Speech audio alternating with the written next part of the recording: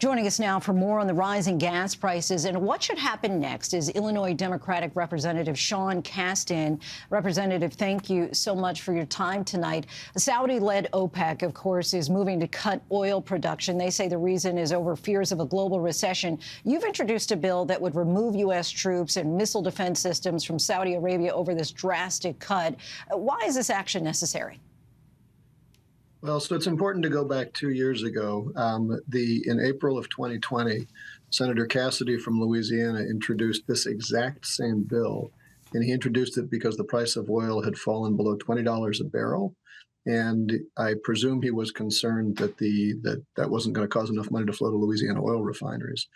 That threat was made. Donald Trump followed through. The Saudis immediately cut oil production in response to that pressure, and the price of oil went up 26% the next day. We're now sitting here in a world where the price of oil is $85 a barrel. Consumers are feeling it at the pump, and the OPEC countries under Saudi pressure are saying they want to reduce the oil price, the oil production, which is going to have the effect of raising prices for American consumers, raising prices for Europeans, and frankly, making it easier for Russians to kill the Ukrainians. And if Saudi Arabia is indeed an ally of the United States, we have to ask the question, why they are hurting all of our allies and why they are supporting Russia. And I think it is appropriate at this point to introduce the exact same legislation that my colleagues across the aisle introduced 2 years ago to put some pressure on them in ways that we know that the Saudi government has historically responded to. The U.S. has oil reserves, but we still rely heavily on OPEC.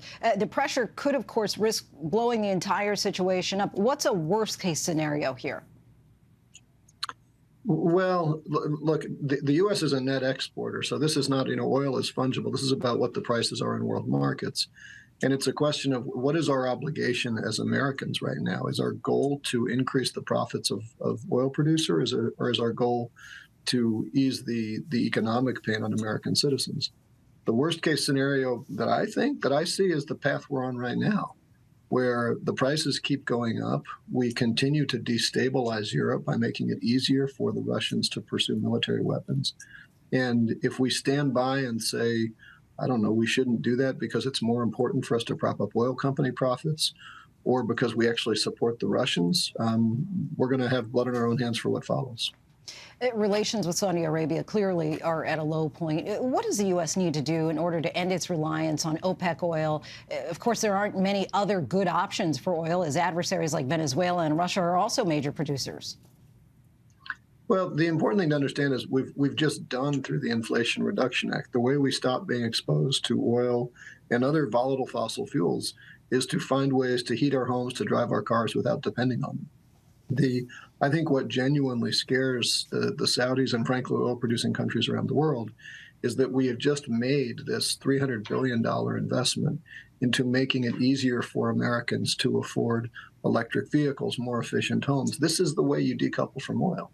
And historically, the United States has been the world's largest oil consumer. There's no reason we have to stay on that trajectory. And if we want to not be exposed to that volatility, not be exposed to those environmental impacts, and have more money in our pockets, we simply need to implement the Inflation Reduction Act and then continue on that trajectory. And I think at core, that's really what scares the Saudis and the OPEC nations right now. The president has moved to try and lower prices by that release of oil reserves. The final 15 million barrels of 180 million he promised to release over 6 months will come soon. Are you concerned that your party might face major losses in the midterms in less than 3 weeks at this point if gas prices continue to rise? I think we hurt ourselves when we view energy policy through the lens of energy politics.